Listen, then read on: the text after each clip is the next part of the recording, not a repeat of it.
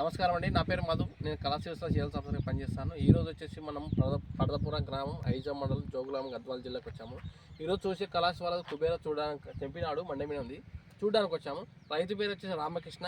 ఒకసారి రైతు మాటల్లో విందాము. ఆయన ఏం రేట్ అమ్మినాడు, ఎన్ని క్వింటాలు కావచ్చు అనేది ఒకసారి ఆయన మాటలు. నమస్తేనా? నమస్తేనా. ఏ రకం ఏదన్నది? కుబేరా. కుబేరా కళాశాల కుబేరా. ఎన్ని క్వింటాలు కావచ్చు అనేది? ఇది 30 కావచ్చు. 30 క్వింటాలు కావచ్చు. ఏం రేట్ అమ్మినారనా?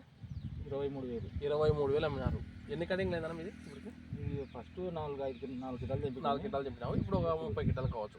34 క్వింటాలు అక్కడ చూడండి. 30 క్వింటాలకు గాను తాలుగా కూడా చాలా తక్కువ ఉంది. అంత కలిసి కింటగానే కావచ్చేమో, కింటన్నర కావచ్చు తాలుగా. ఒకసారి చూడండి, కలాస్ వాళ్ళది చాలా బాగుంది వెరైటీ. 23,000 రూపాయలు అమ్మినాడు రైతు. ఇక్కడనే చేను దగ్గరనే అమ్మినాడు. ఒకసారి చూడండి, బండి చూపించాను. కలాస్ వాళ్ళది కుబేరా. రైతు పేరు వచ్చేసి రామకృష్ణ.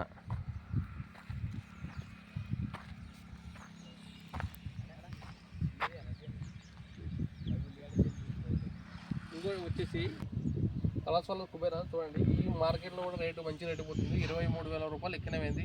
నిన్న వచ్చేసి మార్కెట్ నిన్న కూడా చాలా ఎక్కువైందంట. మార్కెట్ 24,000 దాకా పోయిందంట. రైతు వచ్చేసి నిన్న 23,000 దాకా ఎక్కడ అమ్ముకున్నాడు చేను దగ్గర.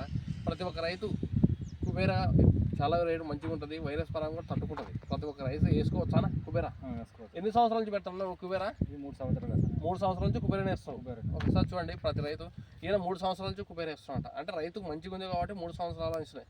అందుకే నేను ప్రతి ఒక్క రైతుకి చెప్తాను ఏమంటే, ఒక కుబేరా వేసుకోండి, చాలా బాగుంటుంది. తెగులు పరంగా కానీ ఏం పరంగా తట్టుకోగలుగుతుంది. కళాశీస్లో ఏ వేరైనా వేసుకోండి, తెగులు పరంగా తట్టుకుంటుంది.